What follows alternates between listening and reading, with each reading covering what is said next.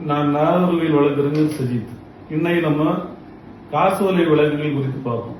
காசோலை வழக்குகள் சிவில் கோர்ட்லையும் தாக்கல் பண்ணலாம், கிரிமினல் கோர்ட்லையும் மோசடி வழக்காட்டு தாக்கல் பண்ணலாம்.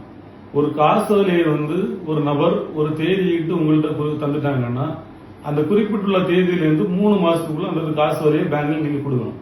அப்படி நீங்க பேங்க்ல கொடுக்கலன்னா அந்த காசோலை பயனற்ற செல்லாத காசோலையே போயிடும். அந்த 3 மாசத்துக்குள்ள அந்த தேதியில கொடுத்து அந்த காசோலை பணமாகல அப்படின்னு திருப்பிட்டாங்கன்னா நீங்க என்ன செய்யணும்னா ஒரு வழக்கறிஞரை உடனடியாக சந்திச்சு 1 மாசத்துக்குள்ள ஒரு அறிவிப்பு கொடுக்கணும். 15 நாளைக்குள்ள இந்த பணத்தை தரணும் அப்படின்னு.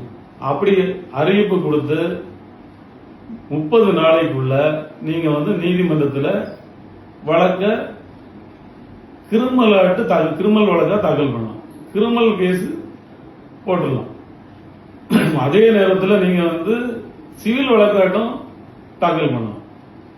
காசோலையை சிவில் வழக்கா தாக்கல் செய்யணும்னா 3 ஆண்டுகள் காலக்கெடு உண்டு. நன்றி, வணக்கம்.